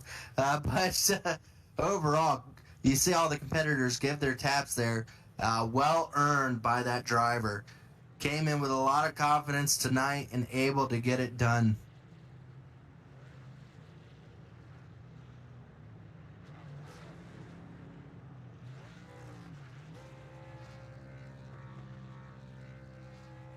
Well, Scott Crump celebrating on the front stretch. Folks, he's able to get it done here tonight after 5 seasons of trying it. He led, I think, all but maybe like 10 laps of tonight. He was a dominant force, showing he had the speed. I think he took the lead at lap 18 and never gave it up. Able to lap all the way down to 9th place driver, put Chad Frankfield a lap down. Maybe that's just a little tip to make his night even that much better. He put Chad Frankfield 1 lap down at the end to get his championship. And he did it over 2 other past champions of Chad Frankfield and Tyler Fode. No other championship run has 5 drivers in the Elite Series. Surely in the Truck Series, they make it even that much harder with another competitor that you have to battle. But with 5 drivers, he is able to be the one to be crowned the championship winner tonight. I gotta say there, Chris, this was an awesome race. Even though it was a long green flag run, some people may not like those types, but that played out to Scott Crump, and he put it to him tonight, didn't he? Yeah, I mean, this was the Scott Crump Invitational, but all that said, I don't think he saved tires there that last run quite as good as he wanted to. Cutlip got there, he ran him down from a long ways back. Yeah, there was lap traffic, and yeah, obviously the 2-3 lap battle there when he was trying to pass Chad Frankenfield to put him a lap down. But yeah, we saw some cautions at the start, and we kind of talked about at the start of the race, how we thought we were going to see some green flag runs. But after those first couple 2 or 3 cautions, we ended up with the long green flag run there at the end. I think 1 caution in the last 100 laps. Pretty good deal there, and got to see a long run at the end, and tire strategy and tire saving came into play there. Well, here's your finishing order for the final race of the season. Scott Crump able to get the win only by a half a second over Jonathan Cutlip. Jonathan Cutlip, give credit to the rookie there. He gave it his all at the end and found himself only a half a second back. He probably wishes there was a few more Chad Frankfields out there, maybe a few more laps, and maybe it would have been able to get it done. But Tyler Fode able to come home in that 3rd position for Lake Norman Motorsports. Overall, happy that Chad didn't get it, so Fode will be disappointed at not getting the championship, but probably happy with the outcome nonetheless. Rasmus, our only driver outside the top 5 in points there, that able to get into the top 5 as he finishes 4th tonight. Leighton Norgard able to stay in front of his teammate there, Corey Abbott. And in 7th position, Michael Hozak, 8th, Mark Murphy, 9th, Brent Jones. Chad Frankfield finished 10th. Joshua Freed, 11th. Jesse Rasmus, 12th. Casey Hatch came home 13th. Mark Robalis in 14th. And this is when some drivers got into some accidents. Justin Wadsworth in 15th. Jeff Green, 16th. Andrew Hardcastle, 17th. Trey Holmes, 18th. And our final driver, Jess Story, in the 19th position. Only 19 drivers, but still had a few cautions and a lot of battling. Well, let's go ahead and bring up our championship 3 finishers and our race finishers here. Let's go ahead and bring up, let's see if we can bring up Fode here. Tyler Fode, overall, you came home 3rd. You battled hard there, but on the long run, just nothing for those final 2 drivers there. It was hard to decide if you wanted to stay back and save tires or go up there and battle with Scott Crump, but nothing seemed to work in in that ability to be able to get around Scott Crump. What would have taken it there to get around him? Yeah, just another restart.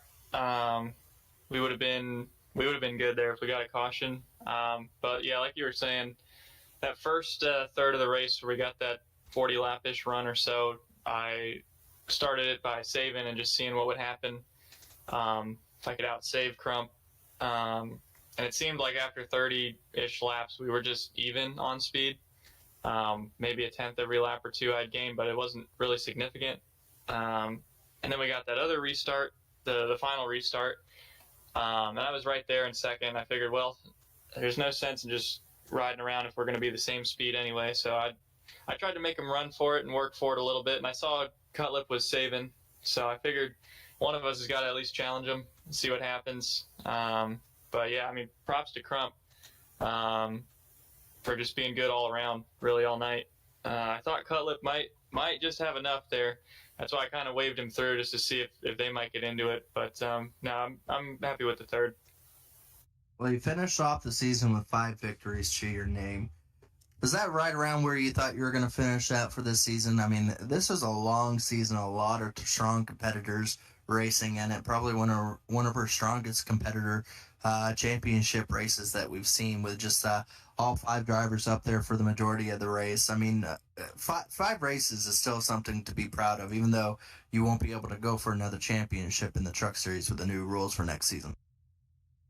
Yeah, I mean, not being able to race for it anymore is fine with me. I'm happy to go out with the only 2-time truck winner in this thing, and it may be an unpopular opinion, but I feel like the titles these days with the format and everything, I mean, they mean a lot, but it comes down to one race, you know, and if you got guys that are just naturally better at certain tracks, it kind of takes away from it. So, but yeah, like you were saying, the 5 wins on the season is what I'll look at and be happy with. Definitely something to look back on, and I don't know, maybe I'll run a few races here and there going forward in the coming seasons, but we'll see. Do you have any questions for Fody there, Chris? Yeah, Fody, just congrats on the run tonight. We know you've got 2 other championships to try to win this week, and is there anything else you could have done? Could you have saved better tire there at the end to run down Crump? Or it seemed like, you know, one thing I've mentioned at the start, and I know I've talked to you about it, Crump's really good at these short tracks at having pace and saving tire. Could you have saved tire like Cutlip did and maybe run him down, or do you think Crump had it covered either way? Well, I feel like just overall I was the 3rd best truck. And like I was saying, the first third of the race, I was kind of back there saving with Cutlip. And it just seemed like I could run the same pace as Cutlip, but whenever he decided to go, he was going to be better than me regardless. So going into that last run, had I saved, I still think I would have been maybe within a second of him at the end. But just overall, those guys had more speed. Really, I just needed another restart because I could hang with Crump there for 10 laps or so. Yeah, and one more question here. We saw in the middle of the race there in one of those restarts that Crump took the outside. Did you guys cut a deal there? And we've heard some rumblings that Crump might be a teammate next year. Can you speak on any of that right now? No, and I wasn't in any kind of communication with him. He was more worried about Cutlip. Like I said, it was him and Cutlip were the top 2 tonight. So I think Cutlip was starting 3rd on that restart. So he just wanted me to kind of be in his way. But no, I think it would have been a little different had we gotten another late race restart, but we'll never know. Well, we want to go ahead and let you do your thank yous and shout outs, not for just this race, but for the whole season, to be able to come out strong and being able to win 5 races most than anybody else in the series. And overall, 3rd place finish is not probably where you wanted to be, but overall, still a really good run, a really good championship battle all the way to the end here at the end of the season. You can't hang your head up on that one, but we want to go ahead and let you do and thank yous and shout outs that allowed for all that to happen. Yeah, like I said, the 5 wins is something I'll definitely hang my hat on here. Really proud of that and the speed we had. Even though it was the truck series, I mean, we had, like you said, Crump, Burrell, Chad, Cutlip. I mean, some really top tier guys that run in the other series running here. So I'm happy with that. I really don't like the format, but there does have to be credit where credit's due for Crump being able to just put it on everyone tonight. That was really impressive. And probably one of the most dominant title races that I've seen from one guy. So huge shout out to him. Shout out to Blue Egg Marketing for being on the truck all season. And shout out to you, Gerald, Dave, and Chris for being up in the booth here tonight and all season. Again, congratulations on the third place. You got a couple more other races to go for some championships, so your week is not done here. Yeah, that's right. So that was your third place driver there of the race and of the championship of Tyler Fody. Let's go ahead and see if we can talk to our Rookie of the Year champion and our second place finisher here tonight. Came oh so close. If there was just a few more laps, he might have been able to have something of it. Showed that Scott Crump didn't have it all too easy for the whole night. He was catching them there at the end, just came up a little short. But overall, John, you did a really good job for your rookie season here in the Truck Series. And one good thing is you can race more Truck Series and go for another championship next year if you like, as you'll be the lead contender, I guess you can consider for that championship for next season if you decide to go for it. Oh yeah, for sure. I'm definitely happy with how my debut season went to win Rookie of the Year and come in second in the points. I'm definitely happy with that. Well, overall, it came down to a long run at the end, and I think you figured that out as you decided to stay back from the lead and try to save your tires there and try to make a long run possible at the end at Scott Crump, and came close to it. Scott Crump got caught up in some lap traffic, and that really is your time to pounce, and you knocked off a lot of time off there. Was there really anything else? And then I'll give it to Chris to ask you another question. Honestly, I thought it was going to work out for us because the first three on that restore were racing pretty hard with each other, so I just wanted to sit back and save my tires just a little bit. I slipped them early in the run. I don't think that hurt them too much, but I'm not sure. About 30 laps into the run, we just started clicking off lap times that were just quicker than the field, so I was like, we might have something here. So I got by Norgard, which that was a fun battle towards for about 5 laps, and then Fody let us go towards the end there, and I was just trying to run down Scott, which is always difficult to do here, and he started catching lap traffic, and I was just inching into his gap just little by little, but it just wasn't enough at the end. Now, you talk about catching him little by little. You were about half a second back. If you could have been 2 car lengths closer, would we seen some fireworks there on the last lap? Yeah, I would have given him a little nudge, just not enough to wreck him, just get him up the track to give myself a chance, but I definitely wouldn't wipe him out. And then, obviously, like Gerald said, moving on the next year, that some of these guys won't be back.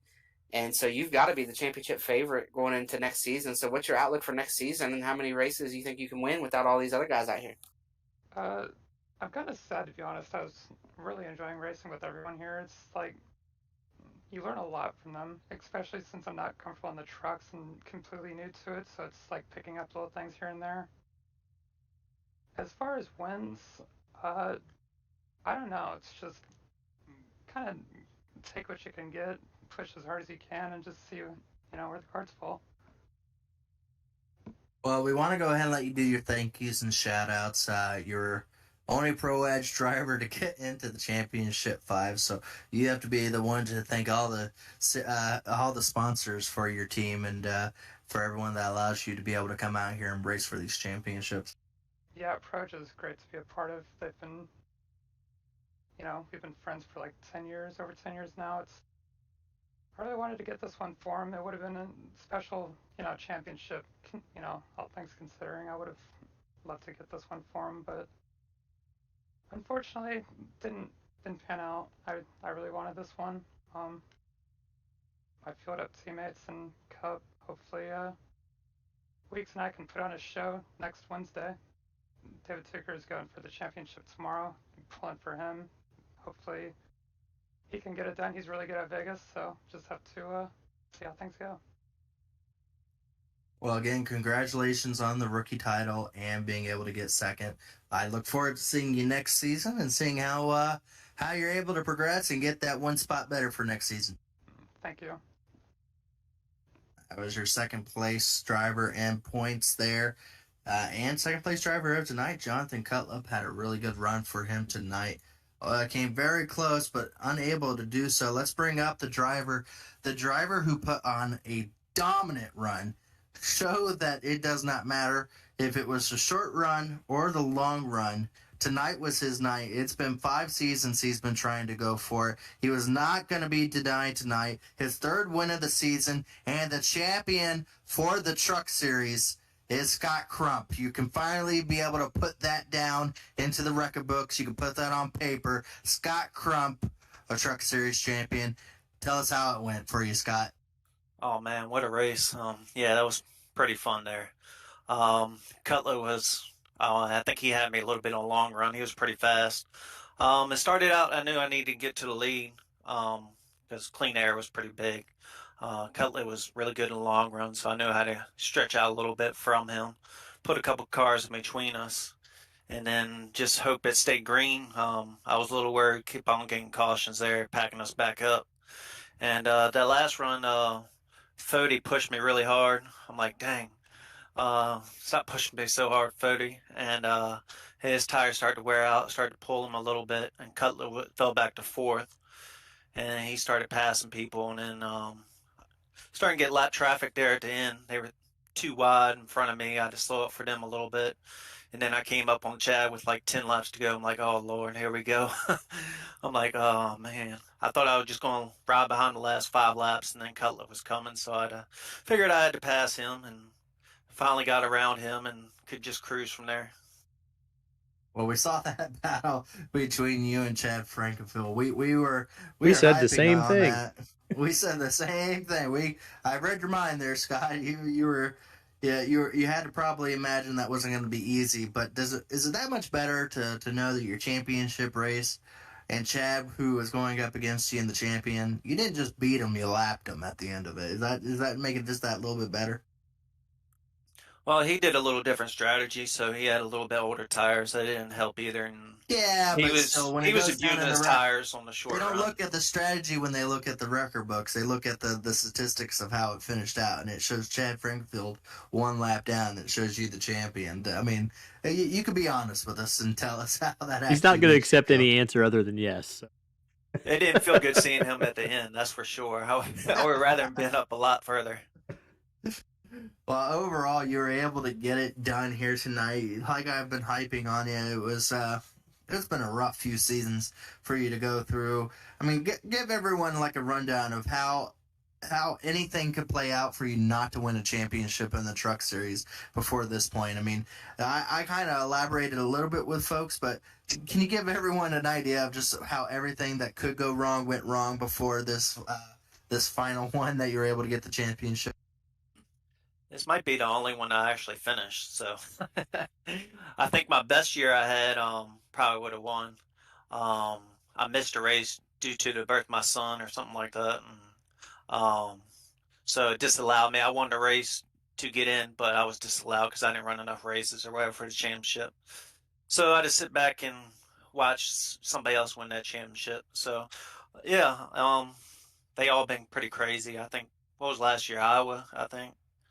I had a bad quals coming through the field and just got wrecked, taken out, and ended my chances with that one. I think this is probably the only one I really finished, so that's good. Yeah, you've been wrecked out most championship runs that you've gone for or disallowed from some of them. I mean, this one has to feel good, and I'm proud to say that you're a Truck Series champion. After watching you, I broadcasted every single one of those, so I've watched you have to go from the highs and lows on that, and happy to see you finally, after hard work you put in, finally be able to get that done. So congratulations there, Scott. I'll give it over to Chris. He has a couple questions he wanted to ask you too, but other than that, congratulations to you, Scott. All right, thank you. Yeah, first of all, Scott, congratulations. Nice to see you finally put a whole race together. I know that I've seen you talk about maybe needing a crew chief at times, but you finally put this one together and almost had Bristol the other night. I know that you're probably still thinking about that one in the Cup car, but congrats on the championship, the race. And now my only question for you is, tell me what it means to you to win this championship with the series sponsor on your truck. Oh, I'm super pumped for that, having my sponsor sponsor the series and sponsor my truck. So it was awesome to get them to win tonight in their own truck series. First year he's done it. Probably going to do it again. Also, it's also my home track, so it's pretty exciting too. So I knew I had this track circled all year long, and just hoping I can just get to this championship race, and I knew I can pull it off. Well, we want to go ahead and let you do some shout outs because it's not just your sponsor, it's a series sponsor. And for a series sponsor to have a truck that they sponsor to go out and win both the Truck Series Championship and to do it in a way that you did is big. So we want to go ahead and let you do your thank yous and shout outs because Stay Tuned Sports does a lot for the Truck Series, and we're proud to have them on board with the Truck Series, their first season, and they're able to get you a champion. Maybe it's good luck towards your name with that. Yeah, give a shout out to my sponsor, Jimbo Castellan, who runs it. It's an awesome podcast. Y'all give it a listen, even though he is a Philly fan. Give a shout out to my wife. She's out there and watching Philadelphia tonight. She drove there with my son. He got some doctor's appointments out there in Philadelphia, so they're out there. Also give a shout out to my grandfather watching, brother watching, whoever else is watching out there. So, yeah, and give a shout out to y'all. Can't wait to go back and watch this one. One for the record book, I guess.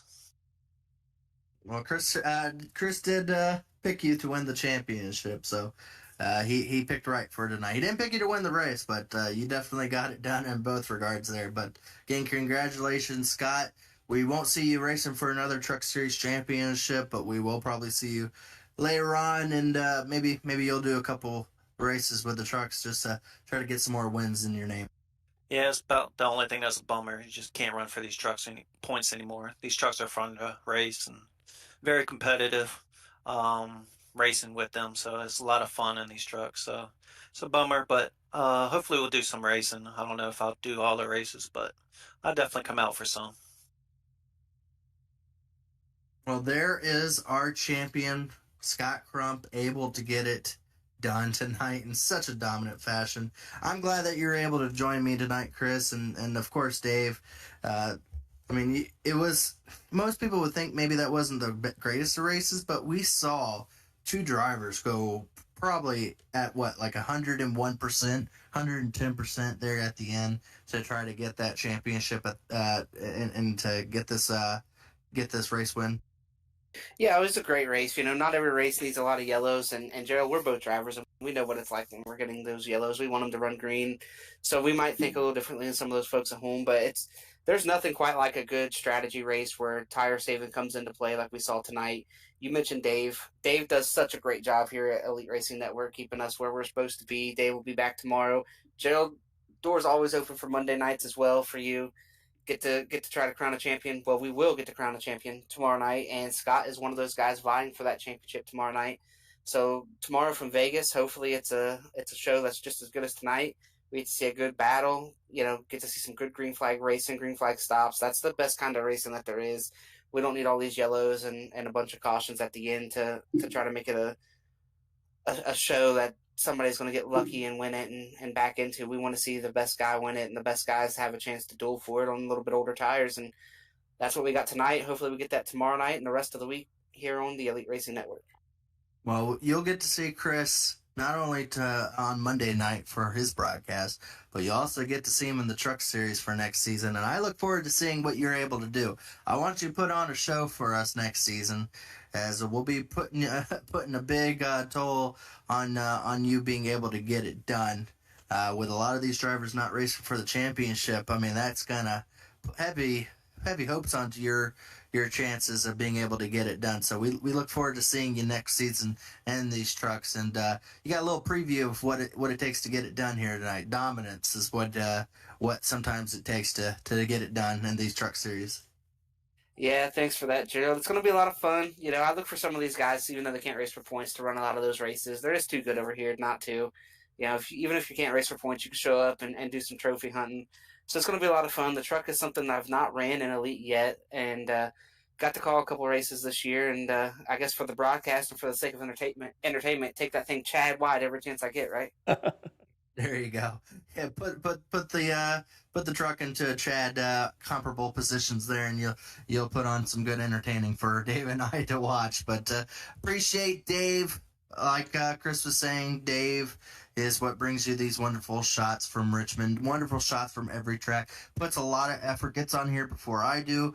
Gets off of here after I do. And he puts on a heck of an effort. You don't hear his voice, but you see his work. And that's what Dave is. He's a hard worker. So I appreciate Dave and everything he does for not just Elite, but for me as well. I wouldn't be here without Dave, because there's no one better in the business than him. So appreciate everyone for watching in tonight. Congratulations to Scott Crump for finally able to get it done. I'm a little bit emotional because it's another truck season down, but we'll have another one before you know it. Keep in touch with us when they decide to put out the schedule and the dates to start doing them. We will be back live with you again when that all starts up, and we hope that you tune in, as it is some of the best racing in the sim world. We appreciate everyone. Hope you have a wonderful night, and we'll see you then.